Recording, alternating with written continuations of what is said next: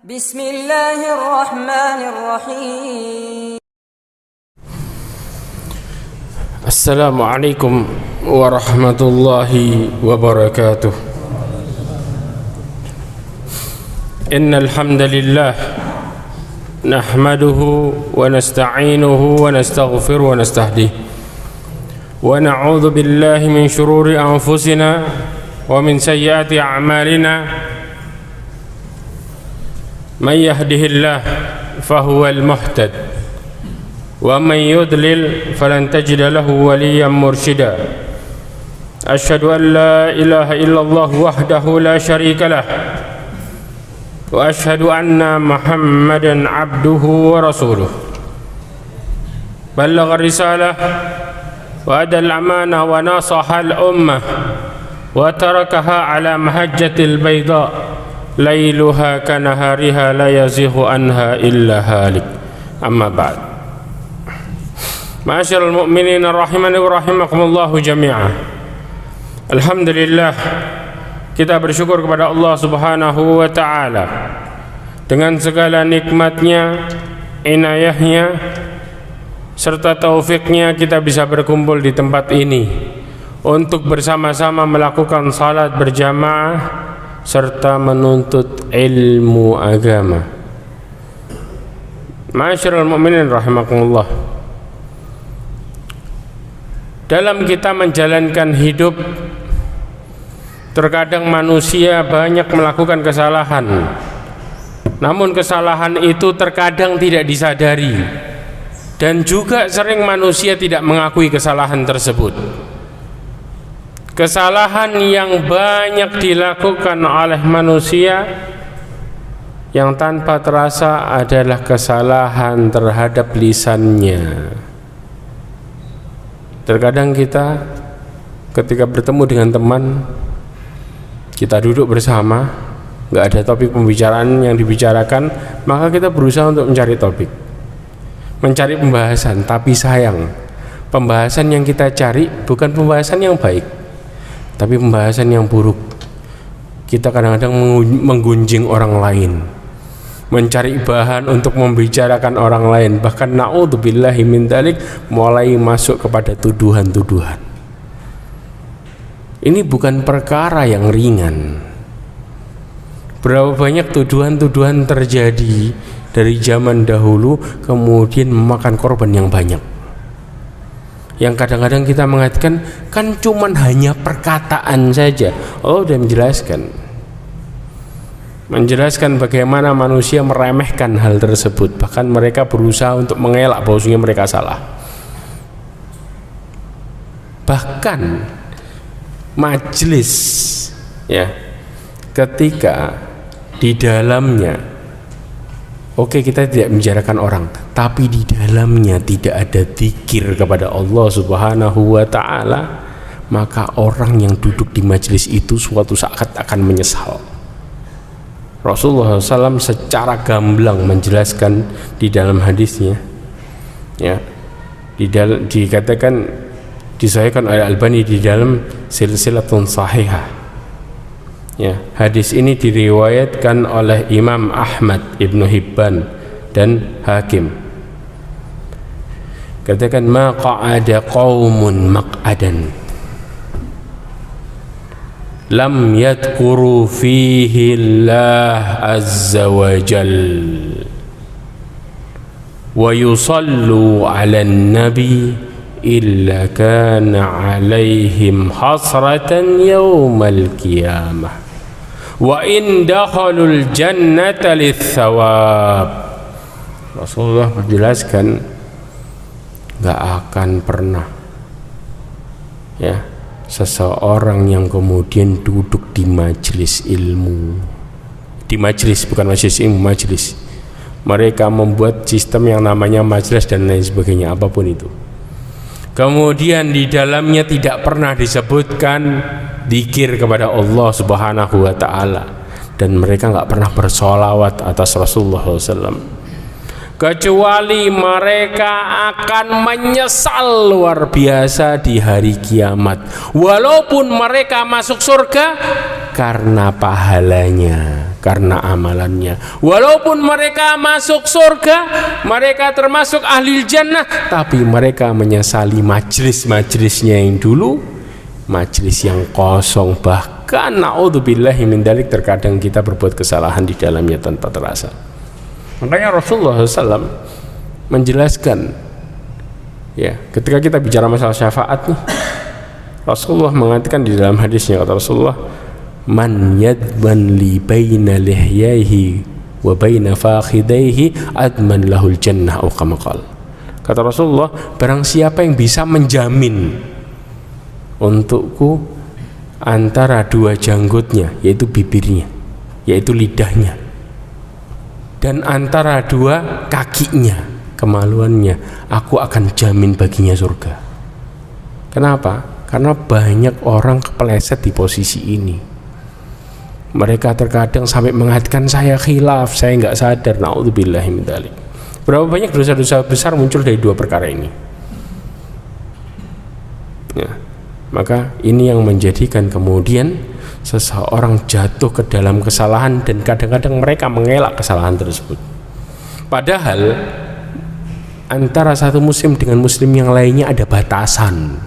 Dalam kita bermuamalah ada yang harus kita jaga. Rasulullah SAW menjelaskan banyak riwayat, bahkan Rasulullah menjelaskan salah satunya di dalam haji wada. Rasulullah SAW mengatakan, fa inna dima'ukum wa amwalukum wa amwalakum wa a'radakum alaikum haramun ka hurmati yaumikum hadha fi syahrikum hadha fi baladikum hadha ila yawma talqawna rabbakum, ila yawma talqawna rabbakum. Kata Rasulullah dalam hadis yang diriwayatkan oleh Bukhari dan Muslim, dalam Sahihain disebutkan, sesungguhnya harta kalian, darah kalian, kehormatan kalian adalah merupakan suatu hal yang harus dijaga, haramun alaikum. Ya, seperti kemuliaan pada hari ini, pada bulan ini, dan pada tanah ini, yaitu mana? Di Makkah. Ini salah satu nukilan khutbah hajjatul wada Rasulullah SAW, haji wada. Maka seorang muslim dengan muslim yang lainnya terkadang nggak terasa mengeluarkan sebuah tuduhan, dan dia mengatakan dengan mudahnya, saya dapat dari fulan, fulannya saya dapat dari fulan. Padahal Allah mengatakan apa? In ja'akum fasikum binaba'in fatabayyanu. Seorang mukmin nggak akan pernah mudah untuk kemudian mereka mengeluarkan tuduhan-tuduhan seperti ini. Dan bahkan kalau saudara kita punya aib, selama dia tidak melakukan secara terang-terangan, ya, maka kita harus menutupi aibnya. Kata Rasulullah di dalam hadisnya, man satara mu'minan satarallahu lahu yaumal qiyamah. Barang siapa yang menutupi aib saudaranya, maka Allah akan tutupi aibnya di hari kiamat. Berarti mafhum mukhalafah dari hadis ini, kalau kita buka nih aib orang padahal dia berusaha nutupi, Allah aja maha penutup aib. Kalau seandainya Allah nggak nutupin aib kita, nggak ada satupun di antara kita yang keluar dari rumah ngerasa aman. Jangankan dari rumah, di depan keluarga kita ngerasa aman, nggak akan satupun. Kalau Allah nggak nutupin aib kita. Sedangkan Allah maha menutupi aib, kemudian kita dengan mudahnya untuk menjadikan bahan pembicaraan, kita cari, kadang-kadang kita rela untuk membuka aib saudara kita, bahkan menambahi dengan bumbu tuduhan-tuduhan. Maka pembahasan kita pada hari ini adalah salah satu dosa besar, na'udzubillahi min dzalik. Bahkan ini menimpa salah satu ummahatul mukminin, ya, yaitu qadful muhsanat, menuduh wanita baik-baik dengan tuduhan zina. Ma'asyiral mu'minin rahimakumullah. Ketika kita bicara masalah ini, yang kita harus pahami sebelum masuk ke dalam kitab ini, ya, yang disebut qadhf di sini, yang pertama Syekh bin Baz rahimahullah menjelaskan biramyihinna bil fahishah az-zina hadzal qadhf. Kata Syekh bin Baz ketika ditanya tentang masalah qadhf, tuduhan, ya, dengan menuduh seorang wanita bahwa sesungguhnya dia pezina atau pernah melakukan zina, maka ini termasuk yang disebut dengan al-qadhf. Yang kedua, Syekh Bakar Abu Zaid rahimahullah, perkataannya dinukil oleh Syekh Abdurrahman Al-Thithri, salah satu mufti Lajnah Daimah. Dia mengatakan al-qadhfu biwad'in au nafyi nasab mujabun li haddin fihima. Dikatakan yang disebut dengan tuduhan dengan menuduh seseorang melakukan zina wata', hubungan suami istri, atau menghilangkan nasabnya. Contoh, kita mengatakan anak pelacur, masuk. Kita tidak mengatakan orang itu pelacur, tapi mengatakan anak pezina atau anak haram, maka ini termasuk dalam tuduhan. Bahkan Al-Imam Muddahabi menjelaskan di dalam Al-Kitab Kabair, cetakan yang lama, dijelaskan al-qadhf, yang disebut qadhf mengatakan hai pezina atau hai pelacur kepada seorang wanita muslimah yang bukan mahram, merdeka dan yang menjaga kehormatannya, ya. Ini yang merdeka nggak boleh. Lalu bagaimana yang hamba sahaya? Nanti kita akan bahas juga. Atau berkata kepada suaminya dengan mengatakan hai suami pelacur, atau berkata kepada anaknya hai anak pezina, atau hai anak pelacur. Kenapa? Sesungguhnya istilah pelacur digunakan untuk pezina. Maka jika ada seseorang, baik laki-laki ataupun wanita, berkata kepada orang lain, baik laki-laki ataupun wanita, seperti orang yang mengatakan kepada seorang laki-laki mengatakan hai pezina, atau seorang berkata kepada seorang anak yang merdeka mengatakan hai yang pernah disodomi, dengan kata-kata seperti ini, maka mereka wajib terkena had atau hukuman. Dan subhanallah, hati-hati, hadnya dunia dan akhirat. Allah mengatakan secara terang-terangan, nggak berhenti di dunia aja, tapi di akhirat mereka juga akan diadab. Dengan ini tuduhan, karena ini berkaitan dengan salah satu yang nggak boleh dilanggar, yaitu apa? Kehormatan, ya. Makanya dikatakan di dalam hadis Rasulullah SAW, sibabul mu'min fiskun wa qitaluhu kufrun. Rasulullah mengatakan menuduh, menghina seorang mukmin itu fasik dan bunuhnya kafir. Kebayang nggak? Karena ini berkaitan dengan darah sama kehormatan, ya.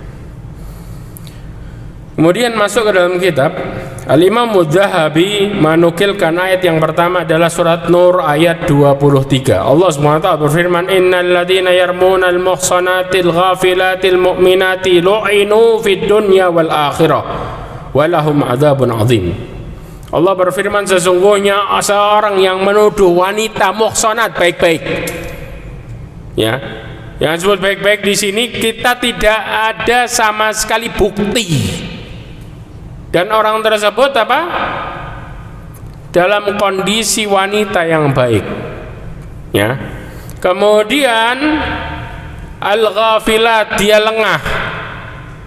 Kadang-kadang kita melihat ternyata dia pulang malam sama seorang laki-laki, kita nggak tahu ternyata itu suaminya.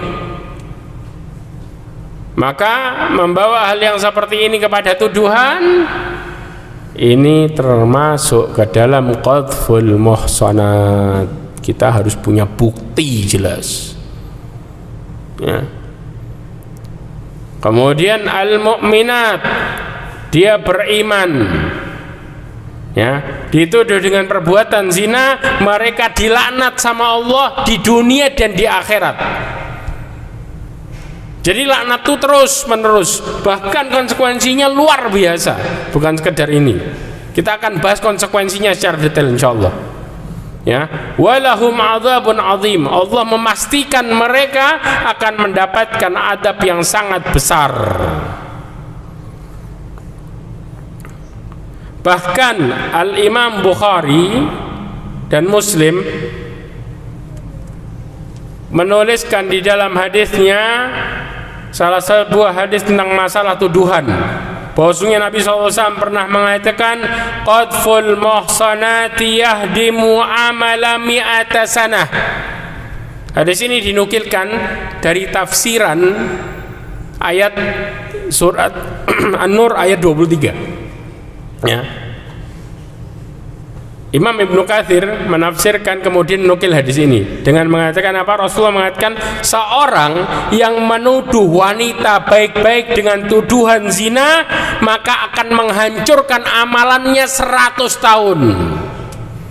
Nah, kita hidup berapa lama? 100 tahun. Antum bisa bayangin coba, ya, karena ini bukan hal yang remeh. Karena itu bisa merusak apa? Bukan merusak satu orang, tapi banyak. Keluarganya kena, dirinya kena, bahkan masyarakat melihatnya sebagai kondisi yang jelek gara-gara tuduhan ini. Dan ayat ini berkaitan juga tentang ketika Ummul Mukminin Aisyah radhiyallahu anha dituduh waktu itu. Siapa yang nyebar tuduhannya? Orang-orang munafik, ya. Padahal tidak terjadi apa-apa. Kalau ada waktu kita akan jelaskan kisahnya secara detail, karena kisahnya panjang, ya. Dijelaskan bahwa sesungguhnya pada waktu itu Aisyah terlambat ketika mengikuti Rasulullah dalam safarnya berjihad. Kenapa? Gara-gara kalungnya jatuh. Habis buang hajat, kalungnya jatuh, dicari di tempat buang hajat. Ternyata ditandu, ya. Bagaimana kemudian Aisyah pada waktu itu dengan kelompok para wanita ketika turun ayat hijab maka berhijab, ya. Dan mereka nggak sadar kalau Aisyah nggak dari tempatnya. Dan ini kafilah jalan terus. Dan yang menemukan siapa? Seorang sahabat. Akhirnya menemukan, kemudian dinaikkan ke atas untanya, kemudian untanya ditarik tanpa ngomong apa-apa. Dari sini menyebarlah, ketika terlambat Aisyah radhiyallahu anha, menyebarlah berita bahwa sesungguhnya telah berzina. Yang menyebarkan adalah Abdullah ibn Ubay ibn Salul, Raisul Munafik. Coba, ngakunya Islam, makanya kenapa Allah mengatakan innal munafiqina fid darkil asfali minan nar. Bagaimana menyesalnya mereka. Dan ini yang menjadikan pelajaran besar. Sampai kemudian Rasulullah SAW nggak duduk sama Aisyah, biasanya duduk. Aisyah waktu itu sakit. Aisyah menceritakan nggak duduk sama Aisyah sampai sebulan lebih. Gara-gara tuduhan ini, sampai turun ayat yang disebut ayat apa? Ayat apa namanya? Allah SWT menjelaskan tentang berlepas dirinya Aisyah dari tuduhan ini. Kebayang nggak? Yang berikutnya, Al-Imam Mudzahabi menukilkan surat An-Nur ayat 4-5. Dalam perkara ini banyak disebutkan di dalam surat An-Nur, dan turun ayat tentang masalah berlepas dirinya Aisyah, ya. Allah membersihkan namanya di surat An-Nur, ya. Allah SWT berfirman, walladzina yarmunal muhsanati thumma lam ya'tu bi arba'ati syuhada fajliduhum 80 jaldah wala taqbalu lahum syahadatan abada wa ulaika humul fasiqun illa alladhina tabu min ba'di dhalika wa aslahu fa innallaha ghafurur rahim. Allah berfirman, seseorang yang menuduh wanita baik-baik dengan tuduhan zina, maka ketika mereka tidak bisa mendatangkan 4 saksi, minimal 4, ya, maka cambuk mereka 80 kali cambukan. Kemudian apa? Yang kedua, kesaksian mereka nggak diterima selamanya. Jelas? Kemudian yang ketiga, mereka adalah orang fasik. Ya. Ini 3 hal langsung yang Allah kasih. Kalau mereka bertobat, kata Allah, mim ba'di dzalika wa aslah, kemudian mereka memperbaiki diri, Allah mengatakan fa innallaha ghafurur rahim. Tapi subhanallah, para ulama fikih tidak semudah itu melihat perkara ini. Bahkan Al-Imam Ibnu Katsir menjelaskan,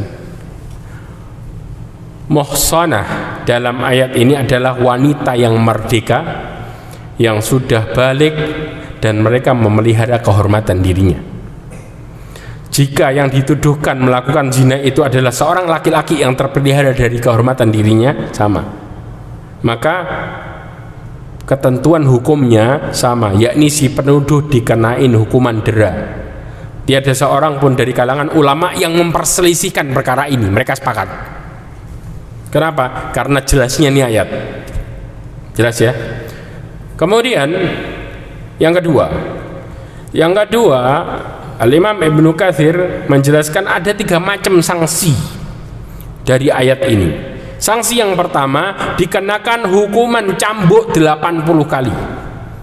Sanksi yang kedua, kesaksiannya tidak dapat diterima selamanya, sampai dia meninggal pun tetap gak diterima. Yang ketiga, dia dicap sebagai seorang fasik, bukan orang adil menurut Allah dan manusia, jadi gak pantas untuk dimintain pendapat sama sekali.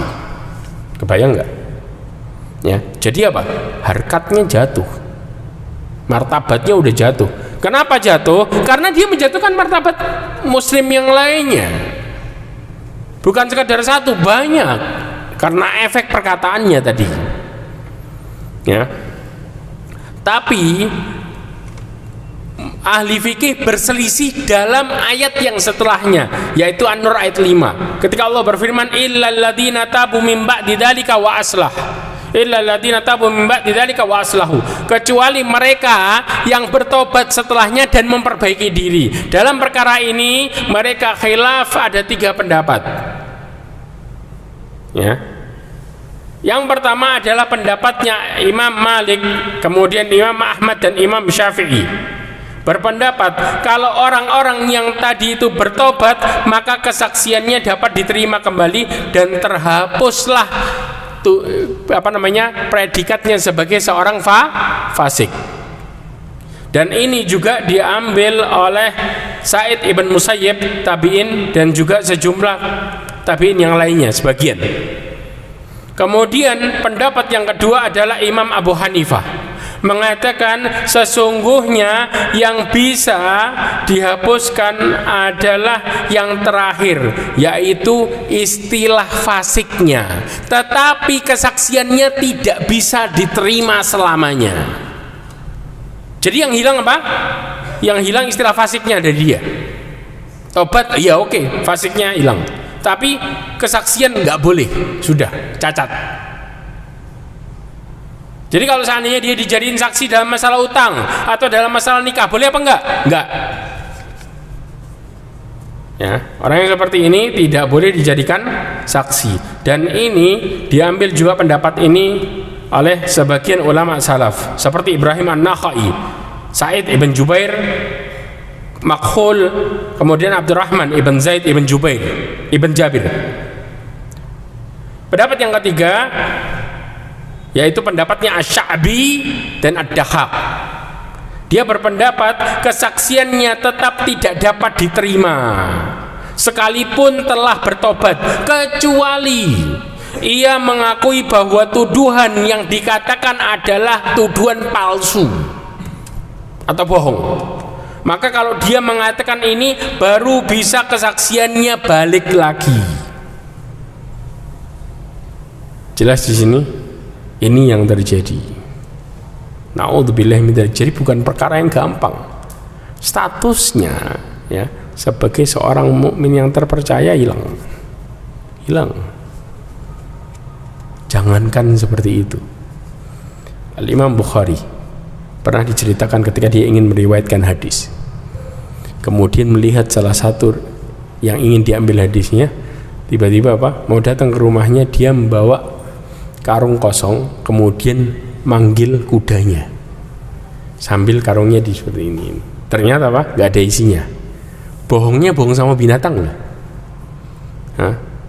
Maka apa yang terjadi? Hadisnya ditolak. Apalagi yang nuduh.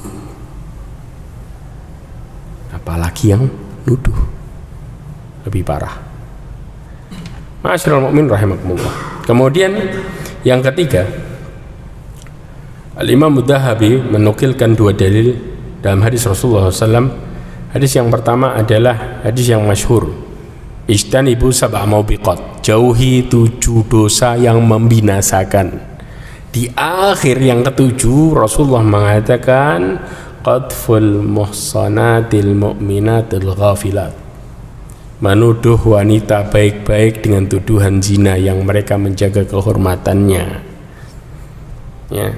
Dan juga hadis yang kedua juga diriwayatkan oleh Bukhari dan Muslim. Rasulullah mengatakan al-muslimu, yang disebut muslim, kita nggak bicara mukmin, muslim, man salimal muslimuna min lisanihi wa yadihi, yang disebut seorang muslim yang dia menyelamatkan orang lain dari lidahnya sama tangannya. Itu disebut muslim yang sejati, nggak bicara mukmin. Berarti apa? Kalau orang kemudian masih belum bisa jaga tangan sama lidahnya, berarti dia bukan muslim yang sejati. Makanya lihat ya. Kemudian wal muhajir, orang yang disebut dengan orang yang hijrah. Kadang-kadang kita bicara ayo hijrah. Tahu nggak sih pengertian hijrah ini? Rasulullah menjelaskan orang yang disebut orang yang hijrah ini muhajir, man hajara manahallahu an, mereka yang hijrah dari apa yang Allah larang. Itu yang disebut orang-orang yang berhijrah. Kita bicara hijrah sama teman, kadang-kadang buat nyari popularitas doang. Oh, orang baik, padahal maksiat masih terus dijalani. Na'udzubillahi min dzalik. Maka ini jelas. Dari sini ada beberapa pelajaran yang kita harus pelajari, harus pahami. Yang pertama, Allah Subhanahu wa taala berfirman tentang bagaimana seorang bisa selamat dari mulutnya. Ya. Allah berfirman dalam surat An-Nur ayat 14 sampai 15. Allah berfirman, walaula fadlullahi alaikum wa rahmatuhu fid dunya wal akhirati lamassakum fima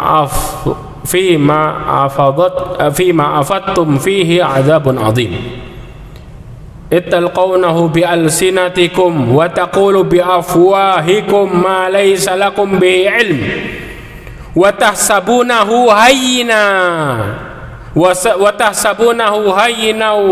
wa huwa indallahi azim. Nah, perhatikan ini. Allah menjelaskan kalau seandainya tidak ada karunia Allah dan rahmatnya, maka kalian semua di dunia dan akhirat niscaya kalian akan ditimpa dengan adab. Kalau nggak ada karunia Allah dan rahmatnya. Kenapa? Karena kalian berbicara tentang berita bohong. Apa berita bohong? Yang dimaksud di sini tentang tuduhan yang nyebar tentang Ummul Mukminin Aisyah. Orang-orang mukmin pada waktu itu juga membicarakannya, banyak yang gunjing, padahal itu tuduhan juga. Kalau enggak karena rahmat Allah dan kalau enggak karena rahmat Allah Subhanahu wa taala dan juga keutamaannya, sudah Allah binasain itu semua. Ya. Kemudian Allah Subhanahu wa taala menjelaskan, ingat di waktu kalian menerima berita bohong itu dari mulut ke mulut. Kalau kita bilang apa? Katanya dan katanya. Gak ada dalil, gak ada bukti sama sekali. Ya.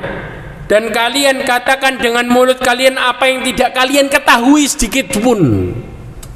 Kalau ditanya, nggak tahu, kata fulan. Ya. Kemudian kalian menganggapnya suatu hal yang ringan, remeh.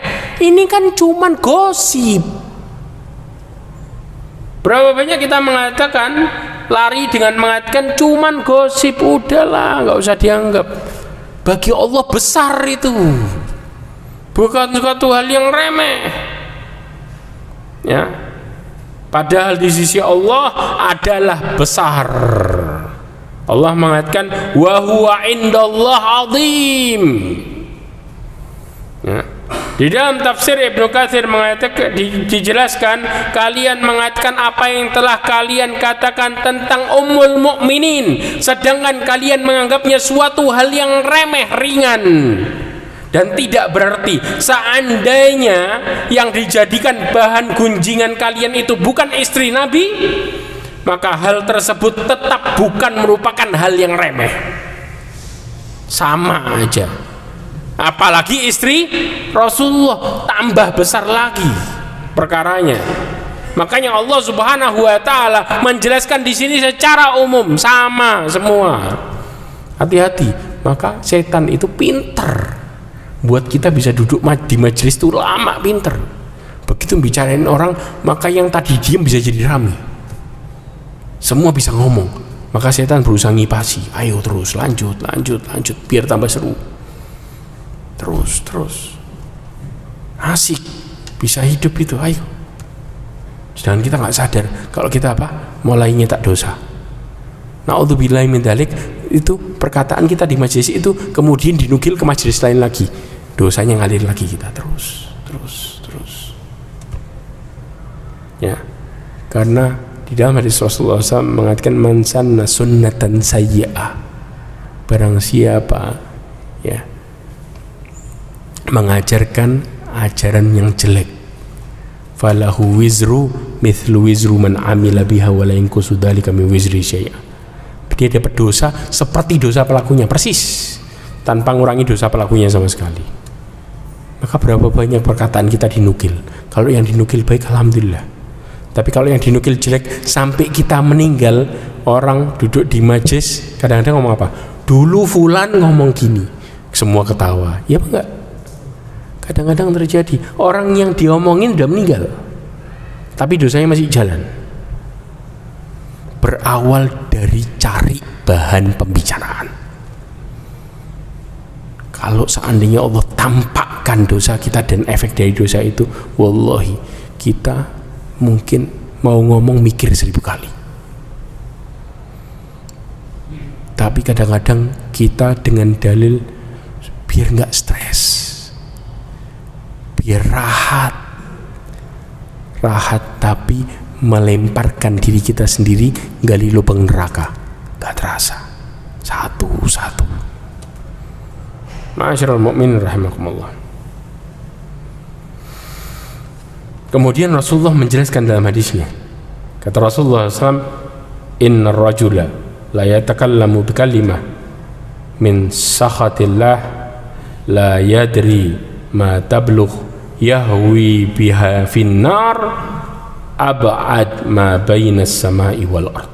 Kata Rasulullah SAW dalam hadis yang diriwayatkan oleh Bukhari dan Muslim, sesungguhnya seorang laki-laki benar-benar mengucapkan suatu kalimat, ya, mengucapkan perkataan yang dimurkai Allah tanpa disadarinya, yang menyebabkan dirinya dicampakkan ke neraka lebih dalam daripada jaraknya bumi ke langit. Bahkan di dalam hadis yang berikutnya yang diriwayatkan oleh Tirmidzi dan Ibnu Majah, Rasulullah mengatakan sesungguhnya ada seseorang yang berbicara dengan satu kalimat, ya, dia tidak menganggapnya berbahaya, dia menganggapnya remeh. Oh, nggak apa-apa. Tapi dengan sebab satu kalimat ini dia terjungkal, terperosok selama 70 tahun di dalam neraka. Cuman satu kata. Kebayang? Kata dia, oh nggak apa-apa, Allah kan maha pengampun, Allah ngerti maksud kita. Hati-hati. Ya. Nah, kemudian ada lagi kondisi, Ustadz, kalau seandainya yang menuduh di sini suaminya, ini ada hukum sendiri. Yang menuduh suaminya, maka Allah Subhanahu wa taala menjelaskan tentang di dalam firman-Nya di dalam surat An-Nur ayat 6 sampai 10. Yang menuduh suaminya atau istrinya. Ya. Dan enggak punya 4 saksi. Bisa apa enggak? Kalau dalam persaksian, maka mereka bisa, tapi dengan syarat-syarat. Kalau enggak, mereka akan kena hukuman cambuk. Allah Subhanahu wa taala menjelaskan, ya, dan orang-orang yang menuduh istrinya berzina atau sebaliknya, padahal mereka tidak ada mempunyai saksi-saksi selain diri mereka sendiri, maka persaksian orang ini ialah 4 kali sumpah dengan nama Allah. Jadi sumpahnya 5 kali sebenarnya. 4 kali sumpah dengan nama Allah. Sesungguhnya dia adalah termasuk orang-orang yang benar. Dan sumpah yang kelima, ya, berbeda dari 4 awal. Dan sumpah yang kelima bahwa laknat Allah atasnya jika dia termasuk orang-orang yang berdusta. Dalam Islam ini dikatakan sebagai al-li'an, saling melaknat. Istrinya juga sama. Ya, dijelaskan tentang masalah ayat ini. Yang pertama dijelaskan di dalam tafsir Imam Abdurrahman As-Sa'di, ya, secara detail. Yang pertama, suami yang menuduh istrinya berselingkuh, yaitu tentang berzina, namun ia tidak memiliki saksi atas tuduhan tersebut kecuali dirinya sendiri, maka hendaklah ia bersumpah dengan nama Allah. Jadi kalau dia benar-benar nyaksiin, maka dia harus bersumpah dengan nama Allah, ya. Kemudian bersumpah di sini disebutkan syahadat karena sebagai pengganti dari syuhud, persaksian yang langsung. Ketika bersumpah hendaklah ia mengucapkan aku bersaksi atas nama Allah. Ini yang disebut sebagai syahadat. Ya, aku termasuk orang-orang yang jujur atas tuduhan zina pada istriku. Ya, lalu ia mengucapkan sumpah yang kelima, laknat Allah bagiku jika aku termasuk orang-orang yang berdusta. Jika telah mengucapkan sumpah tersebut, maka hukum qadhaf atau cambuk tadi yang 80 kali lepas dari suami, nggak kena. Kemudian kalau istrinya ingin selamat dari hukuman rajam, ya, maka dan sudah berhubungan dengan suaminya, bisa jadi 100 kali cambukan ia jika kalau dia belum hubungan sama suaminya. Tapi kalau sudah hubungan dia kena hukum rajam.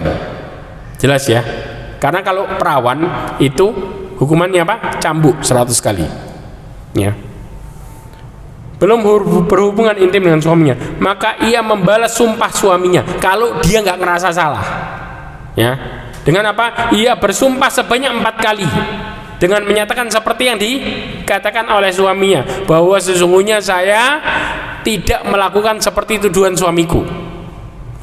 Ya. Kemudian yang kelima, dia mengatakan bahwa laknat Allah akan terjadi pada diriku ketika kalau seandainya aku berdusta. Dan ini yang disebut dengan al-li'an, saling melaknat. Dan hati-hati efeknya. Efeknya Allah benar-benar akan ngancurin di dunia secara jelas bagi pendusta. Ya. Kadang-kadang orang pakai istilah apa? Sumpah apa? Pocong. Dalam Islam nggak ada sumpah pocong. Yang ada disebut dengan apa? Al-li'an. Juga ada di yang lainnya disebut dengan mubahalah. Ya. Kemudian ini yang disebut dengan al-li'an, dan ini, ya, qadful muhsanat, al-li'an ini terjadi dulu pertama kali dinukilkan di dalam hadis Rasulullah SAW dari An-Nasa'i, ya, dan juga Ibn Hibban, ya, kemudian dari Abi Ya'la, dari Jalul Muslim Ibn Abu Muslim Al-Jurmi dijelaskan awalul li'an, awal pertama kali li'an, saling melaknat karena tuduhan zina dalam Islam terjadi dalam kasus seorang yang disebut dengan Syariq ibn Sahma, ya, dituduh oleh Hilal ibn Umayyah telah berselingkuh dengan istrinya, ya.